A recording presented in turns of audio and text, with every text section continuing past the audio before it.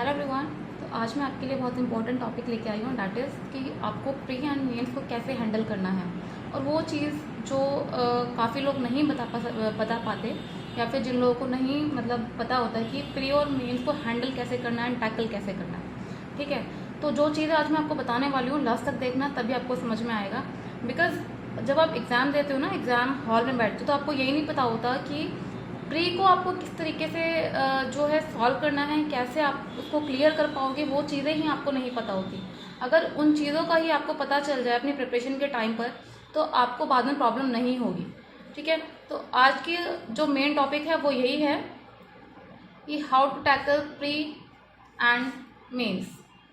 देखिए, प्री में क्या होता है, प्री में आपका देखा जाता है आपकी स्पीड एंड एक्यूरेसी।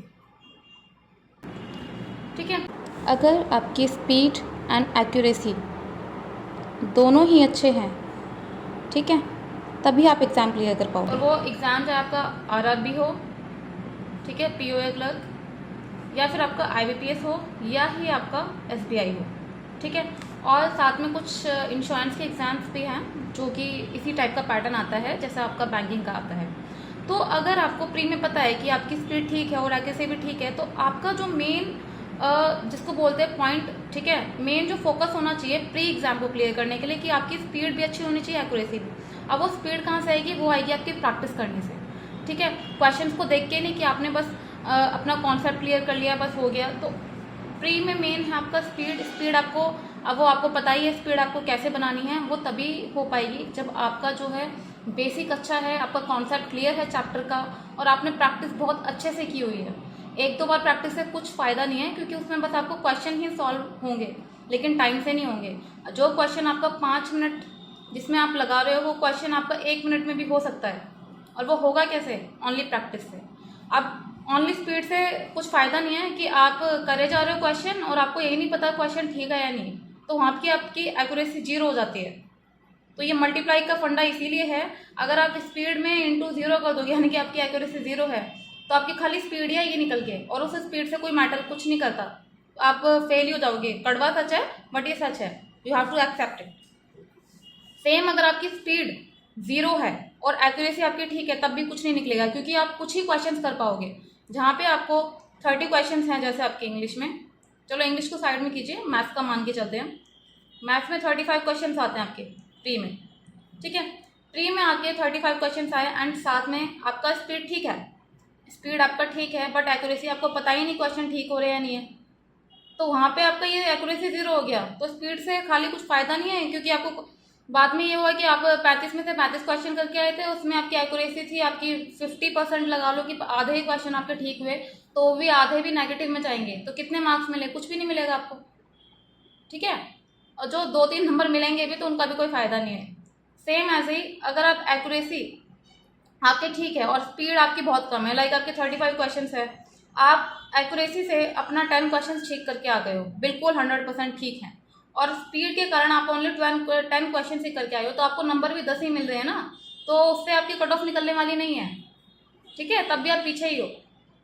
तो मैं इसीलिए आपको ये चीज़ बता रही हूँ सॉरी, कि प्री में आपको अपना कॉन्सेप्ट क्लियर करने के साथ साथ आपको अपनी स्पीड और एक्यूरेसी दोनों ठीक करनी पड़ेगी, और वो ठीक होगी आपके मॉक टेस्ट से। काफ़ी लोग डरते हैं मॉक टेस्ट लगाने से।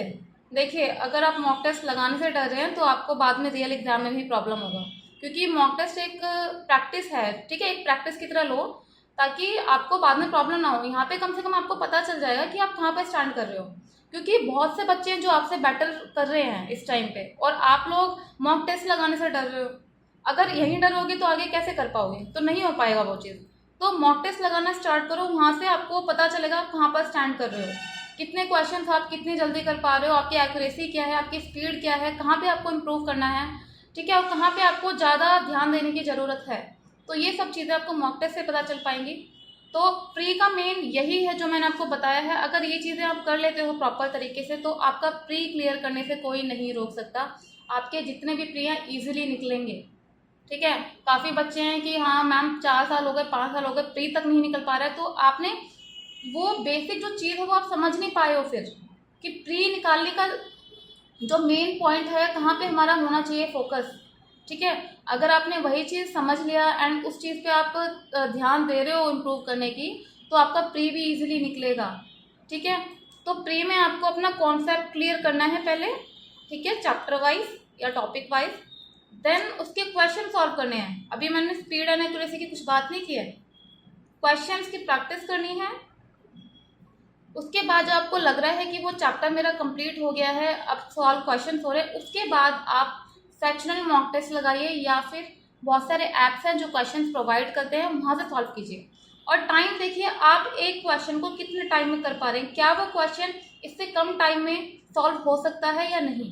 अगर हो सकता है तो देखिए आप इतना लॉन्ग जो मैथड था वो यूज़ कर रहे हैं या फिर आपको शॉर्ट ट्रिक टाइप यूज़ करनी चाहिए। तो बहुत सारी चीज़ें हैं जिन पर आपको ध्यान देना है प्री एग्ज़ाम अगर आपका नहीं निकल पा रहा है तो उस चीज़ के लिए। ठीक है, तो ये था आपका प्री के लिए। अब हम बात करते हैं मेंस के लिए। देखिए, प्री में आपका स्पीड एंड एक्यूरेसी ये दोनों की ज़रूरत थी, ठीक है, और ज़रूरत है आपको, वो आपको इम्प्रोवाइज़ करनी होगी। मेंस में आपको चाहिए कि आपकी एक्यूरेसी और आपका क्वेश्चन का सिलेक्शन कैसा है, इस पॉइंट पे ज़्यादा फोकस करना है कि क्वेश्चन का सिलेक्शन कैसा है आपका, क्योंकि मेंस में आपके पास टाइम ज़्यादा होता है, ठीक है, as compare to pre. Because pre में आपके पास टाइम बहुत कम होता है, सेक्शनल टाइमिंग होता है, आपको उस टाइम में आपको उतने क्वेश्चन सॉल्व करने होते हैं। ठीक है, टाइम बहुत कम होता है प्री में, लेकिन मेंस में आपके पास टाइम ठीक ठाक होता है, लेकिन क्वेश्चंस का लेवल बहुत हार्ड होता है। अब वो हार्ड क्वेश्चंस, आपको ये तो नहीं है कि आपको जितने क्वेश्चन दे रखे हैं वो आपको सारे आते हैं, नहीं आते। कितना भी कोई परफेक्ट हो किसी भी सब्जेक्ट में, किसी को 101% क्वेश्चन सारे कंप्लीट नहीं आते हैं। एक ना दो या तीन क्वेश्चन ऐसे होंगे जो नहीं आते होंगे। ठीक है, तो आपको मेंस में मेन चीज़ क्या देखनी है, आपको वो टॉपिक आप देख लीजिए जो आपको अच्छे से आते हैं। ठीक है, जैसे आपका टाइम एंड वर्क हो गया, या फिर आपका परसेंटेज का टॉपिक हो गया, ठीक है, और आपका प्रॉफिट एंड लॉस हो गया, और CI एंड SI। अगर आप लोगों के ये चैप्टर अच्छे से आपको पता है, प्री में आपने किया हुआ है, प्री आपने क्लियर कर लिया, उसके बाद आपको पता है कि हाँ भाई मेरे ये चैप्टर ठीक है, ठीक है, इसके अलावा किसी और बच्चों के, मतलब जो दूसरे कैंडिडेट उनको कुछ और चैप्टर भी पसंद होंगे, तो आप उन चैप्टर को इतना स्ट्रॉन्ग कर लीजिए कि अगर मेंस में कोई क्वेश्चन आता है तो आप उनको छोड़े ना। तो मेरा क्वेश्चन सिलेक्शन का मतलब यही था कि आपको मेंस में मेन क्वेश्चन वही आपको चूज करने हैं जो आपको आते हैं, वहाँ पे टाइम आपको वेस्ट नहीं करना है, क्योंकि बहुत से बेकार भी क्वेश्चन लगेंगे। जो मैं तो ये कहती थी कि जो अगर लग रहा है ना मुझे नहीं आता, लाइक मुझे टाइम एंड डिस्टेंस वाला चैप्टर बिल्कुल नहीं पसंद, मतलब समझ में नहीं आता, एंड मेरे पास अगर सामने क्वेश्चन दिख गया कि टाइम एंड डिस्टेंस का, मैं वहाँ पे टाइम नहीं लगाती हूँ उसको स्किप करने में। तो आपको भी वही करना है, ये नहीं है ज़बरदस्ती लग जाओ कि हाँ भाई करना पड़ेगा, इसको तो करूँगी कैसे भी करना है। ठीक है, तो वहाँ पे आपका टाइम वेस्ट होगा, क्योंकि आपको वो क्वेश्चन नहीं आता है, आपको अच्छे से पता है, और ना ही आपसे हो पाएगा। मैं आपको यहाँ डिमोटिवेट नहीं कर रही हूँ, आपको बस एक ट्रिक बता रही हूँ, आपको चीज़ें बता रही हूँ जिस तरीके से आपको मेंस क्लियर करना है और जैसे कर पाओगे।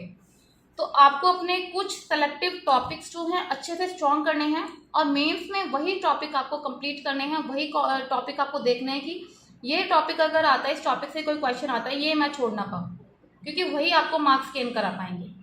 मेंस में काफ़ी बच्चे क्या करते हैं, क्वेश्चन देखा, लग रहा है हाँ भाई, उसको देखते ही, फर्स्ट क्वेश्चन आया उसको देखते ही करना स्टार्ट कर देते हैं। और बेशक आपको ये भी नहीं पता है कि आपसे हो पाएगा या नहीं हो पाएगा, क्वेश्चन डूएबल है या नहीं है, बट स्टिल आप करने बैठ जाते हो, तो उससे कुछ फ़ायदा भी नहीं है। बिकॉज उससे कुछ फ़ायदा भी नहीं है, बिकॉज क्या होगा कि आपको वो क्वेश्चन नहीं आता है, आप वहाँ पे टाइम वेस्ट कर रहे हो। लेकिन आपको करना क्या है कि पहले तो 2 मिनट लीजिए, ठीक है, सारे क्वेश्चंस को देखने के लिए कि सारे क्वेश्चंस कैसे हैं, किस लेवल के हैं, और आपको जहाँ लग रहा है क्वेश्चन ये वाला हो जाएगा मुझसे, तो उसको कर दीजिए मार्क फॉर रिव्यू। ठीक है, मार्क फॉर रिव्यू करके उसके बाद सारे क्वेश्चन हो गए, आपने देख लिया कौन कौन से क्वेश्चन डूएबल हैं, फिर उनको स्टार्ट कीजिए करना। ठीक है, काफ़ी बच्चे सबसे ज़्यादा मार यही खाते हैं कि बस सीधा क्वेश्चन देखा, करने बैठ गए। अब ये नहीं पता कि उसके बाद जो क्वेश्चन आएंगे या फिर लास्ट में जो भी क्वेश्चन है वो शायद इससे भी ज़्यादा इजी हो, उससे भी ज़्यादा डूएबल हो, उसमें शायद कम टाइम लगे मेरे पास, तो वो क्वेश्चन करके मेरे पास और क्वेश्चंस के लिए टाइम बच सकता है। ये चीज़ नहीं सोचते हैं, क्योंकि मैं ये गलती मुझसे भी हो चुकी है, तो वो गलती मैं आपको बता रही हूँ कि ये गलती आप लोग मत करना, ठीक है। तो ये चीज़ें हैं, ये ध्यान रखनी है कि मेंस में जो मेन फंडा है क्वेश्चन सिलेक्शन का है, आप किस तरीके के क्वेश्चन सेलेक्ट कर रहे हो, कितना टाइम उन क्वेश्चंस को दे रहे हो, ठीक है। चाहे वो आपका मैथ्स हो, चाहे आपका रीजनिंग हो, चाहे आपका इंग्लिश हो, ये सभी के लिए है। जीए का तो अब सबका अलग है, जीए तो आप जितना पढ़ के जाओगे उसके अकॉर्डिंग करना होगा, ठीक है। और जीए के लिए बता देती हूँ मैं आपको, जीए भी आपको ये नहीं तुक्का लगाते रहना है, तुक्के भी वहाँ लगाना है जहाँ पे आपको 2 क्वेश्चन में डाउट हो रहा है, ये नहीं किसी में भी आपने लगा दिया, ठीक है। तो वो चीज़ें आपको नेगेटिव मार्किंग ही कराएंगी और उससे आपका लॉस ही होना है। तो मेन चीज़ आपको मैंने दोनों चीज़ें बता दी हैं। प्री में आपको अपनी स्पीड का ध्यान रखना और एक्यूरेसी का, ठीक है। ऑल्दो मेंस में भी जरूरत है, बट प्रीलिम्स में आपको सबसे ज़्यादा ज़रूरत है, क्योंकि आपके पास टाइम वहाँ पर कम होता है। मेंस में आपको पता है, आप प्री क्लियर करके आए हो, तो मेंस में आपका टॉपिक जो है क्लियर होते हैं, ठीक है। तो आपको उनको और स्ट्रॉन्ग और एडवांस प्रैक्टिस करनी की ज़रूरत है उन टॉपिक्स पर। और आपको एग्जाम हॉल में सबसे पहले आपको क्वेश्चन का सिलेक्शन ठीक होना चाहिए कि आप क्वेश्चन जो चूज कर रहे हो वो डुएबल है या नहीं है। और एक बार सारे क्वेश्चंस को एक बार देख लेना है कि हाँ भाई ये क्वेश्चन कौन सा इसमें कम टाइम इसमें जा सकता है, तो वो मुझे पहले करना है। मार्क्स और रिव्यू जरूर करना, उसके बाद आपको क्वेश्चन स्टार्ट करना है करने के लिए, ठीक है।